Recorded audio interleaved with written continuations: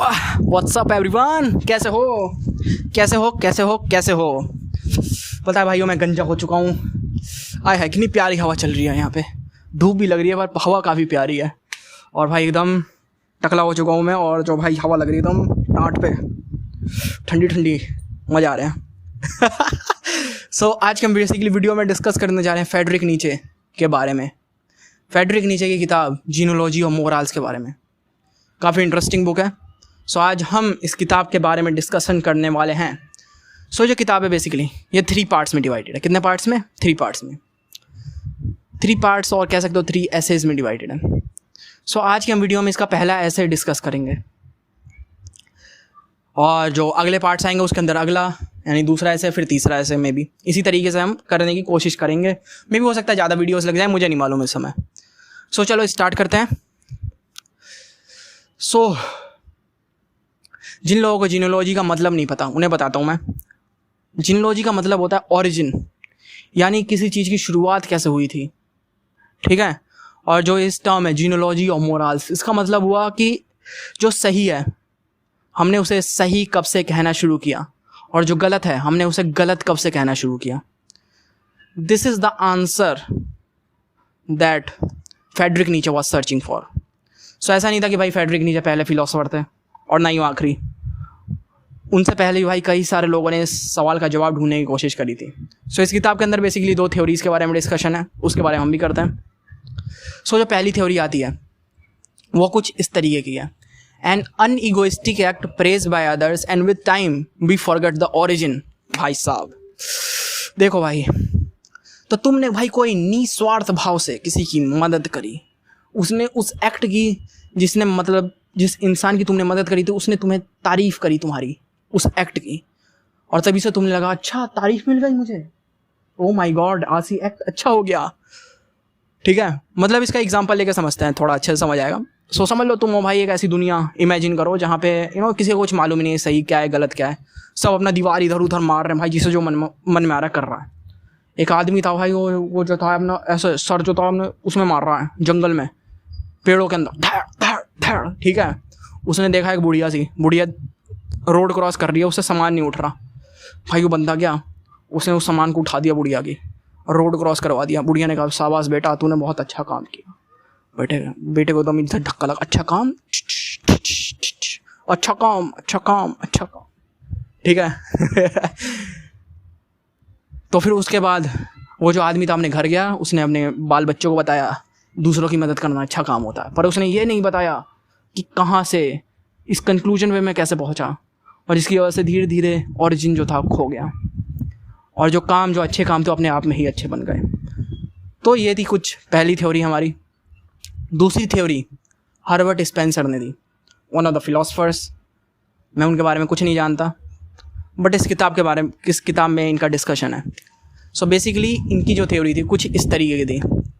An act which is useful and practical, यानी ऐसा act जो किसी और के लिए यूजफुल है या फिर तुम्हारे लिए यूजफुल है और प्रैक्टिकल है, ठीक है। तो he is actually talking about the utility of act, कि उस एक्ट में कितनी ज़्यादा यूटिलिटी है, उससे डिसाइड होगा कि ये एक्ट अच्छा है बुरा है, कितना अच्छा है कितना बुरा है, ठीक है। सो फ्रेडरिक नीचे वाज लाइक कि भाई इसमें बहुत सारी गड़बड़ियाँ, ठीक है। जैसे तुम्हें एग्जांपल देके बताता हूँ। समझ लो तुम गए भाई, तुम एग्ज़ाम देने जा रहे हो, तुम्हारे साथ तुम्हारा दोस्त है जिसने कुछ पढ़ाई नहीं करी। उसने कहा भाई बता दियो यार एग्ज़ाम में, तुम गए तुमने बता दिया। भाई तुम्हारा कोई पूरा मतलब निस्वार्थ भाव था, उस एक्ट में यूटिलिटी थी। और भाई जैसे तुम एग्जामिनेशन हॉल के बाहर निकले उसने तुम्हें तारीफ़ कर दी, वाह भाई धन्यवाद तूने मुझे बताया। सो उसके बाद भाई तुम्हें अच्छा लगा, तुमने कहा भाई ये तो अच्छा काम है, अब तो यही करना चाहिए, ठीक है। अगर इसी तरीके से ओरिजिन्स डेवलप हो रहे होते तो इसका मतलब तो भाई अभी तक तो चीटिंग भाई पुण्य का काम होता। मतलब समझ आ रहा है? ये जो प्रॉब्लम्स थी ना भाई, ये जो स्टार्टिंग में जो ओरिजिन्स जिन्होंने ढूंढने की कोशिश करी, यही प्रॉब्लम सारी थी। उसके बाद जो डिस्कशन आता है यहाँ इस किताब के अंदर वो आता है साइकेट्रिस्ट बोल रहा हूँ, साइकोलॉजिस्ट का, ठीक है। जैसे सिगमंड फ्रॉइड तो डेफिनेटली फ्रेडरिक नीचे से बहुत बाद में आए, but he also talks about this penis envy and Oedipus complex, Oedipus complex, पता नहीं क्या क्या कितने तरह के कॉम्प्लेक्स के बारे में डिस्कस करता है सिगमंड फ्रॉइड, ठीक है। And Frederick Nietzsche was like, है ना, डेफिनेटली सिगमंड फ्रॉइड से भी पहले बहुत सारे जो साइकोलॉजिस्ट आए, उन्होंने मतलब ऐसा ही मतलब कुछ इसी तरीके से ऑरिजिन्स को मतलब ऐसे उन पार्ट्स के साथ कनेक्ट करके देखा जहाँ पे इंसान देखना नहीं चाहता बेसिकली। मतलब समझा, जिन कंक्लूजन्स से, जिन ऑरिजिन से इंसान बचने की कोशिश करता है, उस ऑरिजिन्स को उन साइकोलॉजिस्ट ने दिखाने की कोशिश करी, ठीक है। सो फ्रेडरिक नीचे काफ़ी इंटरेस्टिंग फिलोसफर भाई अपने आप में, ठीक है। तो दूसरे फिलोसफर्स क्या करते हैं बेसिकली, उन्होंने कहा कि ये काम सही है, ये काम गलत है, उसके पीछे के आर्गूमेंट्स देना शुरू कर दिए, क्यों ये काम सही है, क्यों ये काम गलत है। But Frederick Nietzsche was like, सुनो बे साइकोलॉजिस्ट, तुम्हारा ध्यान बार बार वहीं पे क्यों जा रहा है, बार बार क्यों जा रहा है यहाँ पे, मतलब समझ आ रहा है, तुम बार बार उसी जगह पे क्यों पकड़ के बैठ जाते हो, तुम्हारे क्या बाइसनेस है। मतलब समझ आ रहा है कि फ्रेडरिक नीचे ये सवाल पूछने में इंटरेस्टेड है कि भाई ये जो इंसान कह रहा है ना भाई, ये क्यों कह रहा है, किस तरीके का इंसान ऐसी बातें कहेगा। क्या साइकोलॉजिस्ट, तुम क्या इंसान को बी लिटल करना चाहते हो, क्या तुम एंटी क्राइस्ट हो, और एसेक्ट्रा कि मतलब भाई ये जो बातें किस तरीके का इंसान करेगा, ठीक है। Definitely he doesn't talks about in detail, but he just raises this question. Definitely भाई फ्रेडरिक नीचे थे तो भाई तुम्हारे दिमाग के अंदर स्केप्टिसिज्म डेवलप करना चाहते थे, डाउट, ठीक है। सो इतनी हमारी डिस्कशन हो गई। इसके बाद आते हैं हम फ्रेडरिक नीचे पे भाई। तो फ्रेडरिक नीचे ने अपनी थ्योरीज देना शुरू करी हैं इसके बाद, साइकोलॉजिस्ट की डिस्कशन के बाद। तो फ्रेडरिक नीचे वाज लाइक कि भाई देख, मोरालिटी के 3 ऑरिजिन्स, पहला मास्टर मोरालिटी या वॉरियर मोरालिटी, कुछ भी कह लो तुम, और एक्टिव मोरालिटी, ये हो गया तुम्हारा पहला। तीसरा दूसरी जो मोरालिटी आई वो आई प्रीस्ट्स की वजह से, यानी पंडित, बेसिकली ब्राह्मण जो भी कह लो। और जो तीसरी आई वो थी स्लेव मोरालिटी या कॉमनर्स की मोरालिटी। तो भाई जो तुम्हारे जो master warriors class, basically rich class, so Friedrich Nietzsche was like, नहीं सॉरी फ्रेडरिक नीचे ये कहते हैं कि भाई देखो, ये जो वॉरियर या मास्टर क्लास है, वॉरियर मास्टर क्लास ये कहते हैं कि भाई देखो, हम अमीर हैं, हम अमीर, तुम गरीब, तुम कॉमनर्स। हम अमीर हैं इसलिए जो हम करेंगे, हम पावरफुल हैं इसलिए जो हम करेंगे वो अच्छा, जो तुम करोगे वो गलत, ठीक है। अभी हम इसके एग्जाम्पल्स अभी मतलब मोटा मोटा पहले समझते हैं इन तीनों को, उसके बाद जब हम एग्जाम्पल से समझेंगे ना, उसके बाद और ज़्यादा ये बातें क्लियर होंगी। और उसके बाद जो दूसरा आता है तुम्हारा प्रीस्ट क्या करते हैं, हम प्योर, तुम कॉमनर्स, तुम इम्प्योर, तुम एरिस्टोक्रेट्स बेसिकली तुम अमीर लोग, तुम भी इम्प्योर बे, ठीक है। अभी हम करेंगे एग्जाम्पल लेंगे, दिक्कत मत लो, ठीक है। और जो तीसरे तुम्हारे कॉमनर्स और स्लेव, दे भी लाइक, तुम अमीर लोग, तुम ईवल, हम गरीब लोग, हम अच्छे लोग, ठीक है। सो सबसे पहले दोबारा हम लौटते हैं, अब तो हमें मोटा मोटा समझ आ चुका है, ठीक है, बट डिटेल में समझना बहुत ज़रूरी है। सो जो पहली तुम्हारी मोरालिटी थी किसकी, प्रीस्ट कह रहा हूँ यार, मास्टर मोरालिटी या एक्टिव मोरालिटी या वॉरियर मोरालिटी, कुछ भी कह लो। पता है मतलब इंडिया में तुम एग्जाम्पल उठा के देखो, इंडिया में किसका राज हुआ, मुगल्स का। मुगलों ने राज किया, मतलब मुगलों से पहले क्या होता था, ये जो क्या बोलते हैं, जो घूंघट करने की प्रथा है, कहाँ से आई, मुगलों से। मुगलों ने हमारे ऊपर राज किया और उन्होंने ये प्रथाएं ना, शरीर कवर करने पे ध्यान देना और ये सब पता ना क्या फालतू की प्रथाएं अपने ऊपर थोप दी, जो आज तक चलती हुई आ रही हैं। अभी देखना, ये इंपॉर्टेंट पॉइंट नोट करो पहले, आज तक चलती हुई आ रही हैं, ठीक है। उसके बाद अंग्रेजों ने राज किया। अंग्रेजों ने जब राज किया तो भाई इंग्लिश देख रहे हो, इंग्लिश और जो वाइट चमड़ी, ये क्या बन गई, थोड़ी सी सुपीरियर बन गई। इंग्लिश आज के टाइम में तुम देखोगे सुपीरियर लैंग्वेज है, थोड़ी क्या, ठीक ही ठाक है बे, मतलब समझ आ रहा है। English is a sign of literate people ठीक है, इंग्लिश भाई मतलब जो इंग्लिश है ना, केवल ये लैंग्वेज नहीं है इंडिया में, इंडिया में एक स्टेटस सिंबल है। ठीक है, तो इसी तरीके से देख रहे हो भाई, इंडिया मतलब यार काफ़ी अजीब सी कंट्री है भाई। इंडिया एक तरफ और पूरी दुनिया एक तरफ। अभी बताएंगे ऐसे मैंने क्यों बोला, अभी मैं बताने वाला हूँ ऐसा क्यों बोला भाई। सोच रहा था है ना, फ्रेडरिक नीचे के बारे में पढ़ो और तुम सोचो ना, ऐसा तो हो ही नहीं सकता। और जो दूसरी बात आती है भाई, हमारे ब्राह्मण साहब यानी प्रीस्ट लोग, ब्राह्मणों ने क्या, हम प्योर का मतलब क्या, जो कुछ अच्छे साफ कपड़े पहन लें, एक दो जो खाने को छोड़ दें, जैसे मांस खाना छोड़ दें बेसिकली, ठीक है, और शायद भूखे रह जाएं, वो क्या है, प्योर। और जो तुम ये जो मांस खाते हो, ये सब खाते हो, तुम ये सब जो हम कर रहे हैं वो तुम नहीं कर रहे हो, तुम क्या हो, इम्प्योर। ठीक है, तो प्योर का मतलब क्या, गुड, इम्प्योर का मतलब क्या, बैड। ठीक है, उसके बाद रुको, इसके एग्जाम्पल्स ही तो देने थे, सॉरी आई फॉरगेट। जरा एक चीज़ समझना, ये जो प्रीस्ट मोरालिटी थी और ये जो तुम्हारी स्लेव्स मोरालिटी थी, ये जो है ना, ये जो है रिएक्टिव फोर्सेस पे काम करती हैं। और जो तुम्हारी वॉरियर मास्टर क्लास जो मोरालिटी थी, वो एक्टिव फोर्सेस पे काम करती हैं। मतलब समझ आ रहा है कि जैसे अगर तुम एक्टिव फोर्सेस को, एक्टिव मोरालिटी को अगर जाके चाटा मारोगे, समझ लो मैंने जाके चाटा मार दिया चैट, और तुमने भी उधर से चाटा मारा चैट, और हम सब भूल गए। मतलब समझ आ रहा है, पर ये थी एक्टिव मोरालिटी की बात कि मैंने चाटा मारा, तुमने चाटा मारा, और हम दोनों भूल गए, हिसाब बराबर, ऐसे ही कुछ। और उसके बाद तुम्हारा क्या आता है, रिएक्टिव मोरालिटी, कि भाई मैंने तुम्हें चाटा मारा पर तुमने मुझे चाटा नहीं मारा। ठीक है, तुमने क्या कहा, बेटा तुझे तो देख लूँगा तुझे भविष्य में कभी। ठीक है, और तुम देखते हो भाई, प्रीस्ट जो बेसिकली इंडिया में थे या फिर all over the world, India में थोड़ा ज़्यादा ही मतलब हाईलाइट होते हुए दिखता है ये। इंडिया में जो प्रीस्ट क्लास था वो क्या करता, श्राप देता हूँ मैं तुम्हें, ढुटुम श्राप लो भाई, श्राप, मैं तुम्हें कर्स कर देता हूँ, श्राप देता हूँ कि ये लो बेटा, तुम आगे चल के जो मैं दुख झेल रहा हूँ, तुम आगे चल के सालों मर जाओगे सब। ठीक है, यही तो कहते थे भाई प्रीस्ट क्लास के जो लोग थे बेसिकली। श्राप मतलब समझ आ रहा है कि जो श्राप देते थे भाई, दे लाइक तुम बेटा चलोगे, भुनोगे, मरोगे नरक में जाके, तुम धरती पे ही भुन जाओगे। मतलब समझ आ रहा है, इस तरीके से श्राप मिलते थे। मतलब समझ, इसका कहने का क्या मतलब हुआ, जो प्रीस्ट ये कहते हैं, मतलब समझ रहा है कि मैं फ्यूचर को एज अ हिटमैन हायर करता हूँ तुम्हें उड़ाने के लिए। फ्यूचर के अंदर जहाँ पे इन्फानाइट पॉसिबिलिटीज़ हो सकती हैं, उसी के अंदर से एक पॉसिबिलिटी उठा के तुम्हारी ऐसी तैसी कर दूंगा मैं। मतलब समझ आ रहा है कि मैं फ्यूचर को एज अ हिटमैन हायर करता हूँ। And that is the problem with this priest class. ठीक है, या फिर स्लेव क्लास बेसिकली।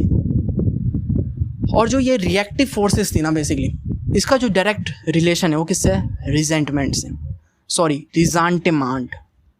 कई सारे लोग इसे रिजेंटमेंट बोलते हैं, but it's not actually resentment.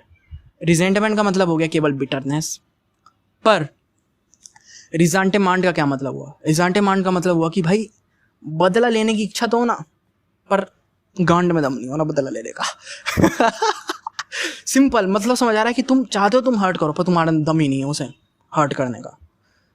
इसलिए तुम क्या करोगे, तुम जो तुम एग्रेशन जो तुम फोड़ना चाहते थे ना, तुम उसे इंटरनलाइज्ड कर लोगे, और जो तुम्हारी लिमिटेशंस है वो क्या बन जाएंगी, तुम्हारी वर्च्यू।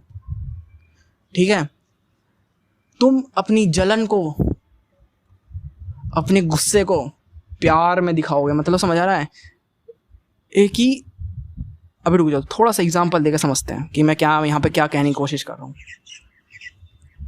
कि समझ लो जब मैंने तुम्हें चाटा मारा, तुमने क्या कहा उधर से, तुमने कहा बेटे जा, तू तो भविष्य में जलेगा, मरेगा, तुझे तो भाई नरक के अंदर तेल के अंदर भुना जाएगा। तुम भी मारना तो चाहते हो, मतलब समझ आ रहा है, तुम दिखा रहे हो कि भाई तुम दिखाना चाहते हो कि भाई तुम कितने वर्चुअस हो कि तुमने मुझे चाटा नहीं मारा। ठीक है, कि मैं कमज़ोर हूँ कि मैंने तुम्हें चाटा मारा, और तुम कितने ताकतवर हो कि तुमने नहीं मारा। पर हकीकत क्या कि तुम्हारा दम ही नहीं था मारने का। ठीक है, and that's why Friedrich Nietzsche calls slave morality, कि तुम्हारे अंदर दम नहीं है कुछ करने का। ठीक है, कि डेफिनेटली जो फ्रेडरिक नीचे थे basically he was from military, ठीक है, मतलब मिलिट्री में उन्होंने काफ़ी साल तो काम किया था एंड वो काफ़ी ज़्यादा इन्फ्लुएंस देते हैं मिलिट्री की लाइफ स्टाइल से। उसी की वजह से तुम ये बातें देखते हो कि भाई मास्टर क्लास, स्लेव क्लास, कि भाई मास्टर का मतलब ये नहीं होता कि भाई बहुत ज़्यादा ताकतवर ये और वो, मतलब डेफिनेटली ताकतवर होता है, बट उस सेंस में नहीं जिस सेंस में यूट्यूब पे वीडियोस कहती हैं। कहाँ पे थे हम, हमेशा की तरह भूल जाता हूँ मैं टॉपिक्स। सो हम थे रिजेंटमेंट पे, रिजेंटमेंट, सॉरी, कहाँ थे यार, भूल जाता हूँ मैं बार बार। How is this even possible? Resentment. तो ये जो रिजेंटमेंट था बेसिकली कि ये जो लोग थे जिनके अंदर दम नहीं था, ये जो प्रीस्ट क्लास, ये जो स्लेव क्लास, इन लोगों के अंदर दम नहीं था भाई।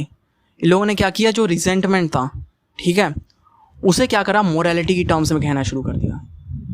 कि जैसे इसके अंदर जो होता है, एग्जाम्पल देते हैं, है ना, कि हेल का डांटेज पैराडाइज, आई गेस, पता नहीं कुछ ऐसी था यार, डांटेज इन्फर्नो, यस, डांटेज इन्फर्नो में मतलब हेल के आगे पता क्या लिखा हुआ था, by the love of the God, कि भगवान तुमसे प्यार करते हैं इसलिए तुम्हें हेल में भेज रहे हैं।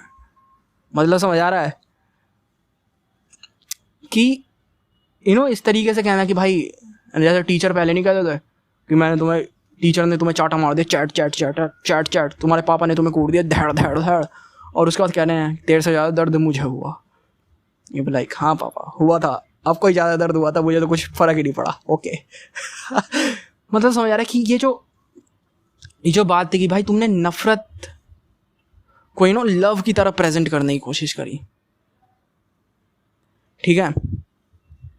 That's why Friedrich Nietzsche calls this slave morality, I guess, that's what I think. So Carl Jung का एक कॉन्सेप्ट था रिप्रेशन का बेसिकली, एंड आई गेस ये जो रिप्रेशन का जो कॉन्सेप्ट है, ये थोड़ा बहुत ना रिलेटेड है रिजेंटमेंट से, कि how this limitation convert itself into virtue, ठीक है। अगर हम इसे थोड़ा रिप्रेशन के कॉन्सेप्ट को समझेंगे तो शायद हमें हल्का फुल्का जो रिजेंटमेंट में ऑल क्लियरिटी आएगी, ठीक है। सो कार्ल जूंग का ये कहना था कि भाई देखो, कार्ल जूंग या स्टिगमन फ्रॉइड का कहना था कि जो रिप्रेशन है वो किसी न किसी फॉर्म में फट के बाहर आता है। सो पता है, मैं डॉक्यूमेंट्री देख रहा था एक अफ्रीका से रिलेटेड, वही यूट्यूब पे, और मैंने देखा कि वहाँ पे जो लड़कियाँ थी बेसिकली, औरतें, उन्होंने पूरी चेस्ट कोई ढकी हुई नहीं थी, ठीक है, बस पत्तों से, बस ये प्राइवेट पार्ट्स होते हैं उन्हें ढक रखा था। एंड आई वाज लाइक यार, इन्हें फ़र्क नहीं पड़ रहा यहाँ के लौंडों को, यहाँ पे जो लौंडे खड़े हैं। तो फिर मुझे ऐसा लगा कि भाई हमारी सोसाइटीज़ के साथ क्या हो गया ये, जब ये अफ्रीका में जब पूरी चेस्ट ऐसे खुली पड़ी है, सब कुछ दिख रहा है, पर ये फिर हमारे यहाँ पे तन को ढकना जो था, ये मोरालिटी में कैसे बदल गया, ये जो था मेरे दिमाग में सवाल आ रहा था। देन आई वेंट कहाँ पे, स्टिगमन फ्रॉइड के इस कॉन्सेप्ट पे, कि मे भी हमें हो सकता है सेक्सुअली इतना रिप्रेस कर दिया गया हो। मतलब समझ आ रहा है कि सेक्सुअली इस लेवल पे हमें रिप्रेस किया गया कि जो चीज़ें थी, जो आम चीज़ें हो सकती थी, वो बहुत भयानक रूप में आने लगी, वो जो था एक मोरालिटी में कन्वर्ट हो गया, ठीक है। जैसे एक चीज़ समझो, जैसे एक मॉन्क है या फिर एक ब्रह्मचारी ले लो, ठीक है, वो जो एक पार्ट है, जो अपना सेक्सुअल पार्ट है, उसके जब वो डिनाइल में रहते हैं क्या ना कि नहीं है बट वो है वहाँ पे, तो उसकी वजह से होगा क्या, मेरा क्वेश्चन ये है कि उसकी वजह से होगा क्या चीज़ें ज़्यादा इरोटिसाइज हो जाएंगी, कम इरोटिसाइज होंगी। मतलब समझ आ रहा है कि जब तुम देखते हो जैसे इंडिया में ब्रो लड़की के अंग अंग पे गाने बन रखे हैं, सर के बाल से लेकर के मतलब पाँव, मतलब समझ उंगलियों तक, हर चीज़ पे गाने बन रखे हैं। अफ्रीका के जंगलों में तो नहीं बन रहे। मतलब समझ आ रहा है, ऐसा लगता हो कि जो ठरक है इसकी आँख, जो ठरक एक आर्ट फॉर्म में कन्वर्ट हो गई। मतलब समझ आ रहा है कि एक तरह से जो सेक्सुअल रिप्रेशन था उसने एक जो ठरक थी उसने एक आर्ट फॉर्म में अपने आप को कन्वर्ट किया, है ना। जैसे आंखें तेरी कितनी हंसी ओह माय गॉड, काफ़ी मस्त कॉन्सेप्ट है यार फ्रेडरिक नीचे के। जब तुम जैसे जैसे तुम आगे बढ़ते हो रियलाइज कि भाई कितने धांसू कॉन्सेप्ट इस बंदे ने डेवलप कर रखे हैं। ओह माय गॉड, एक बार सोचने दो जरा, कुछ बचा है क्या? एक सेकंड दो मुझे, कुछ बचा हुआ है क्या? जब तक तुम यार देखो भाई आसपास तो ऐसे पतंगे उड़े जा रही हैं, देखा जाए तो। आया है आज तारीख है 11 अगस्त, या 11 अगस्त यार, मतलब काफ़ी लंबे टाइम के बाद मैं वीडियो शूट कर रहा हूँ। ओ भाई पतंग कट गई पतंग, देख लो भाई। और ऐसे सोच रहा हूँ मैं कि यार मतलब कोई टॉपिक छूटा तो नहीं। आई गेस नहीं छूटा यार। एंड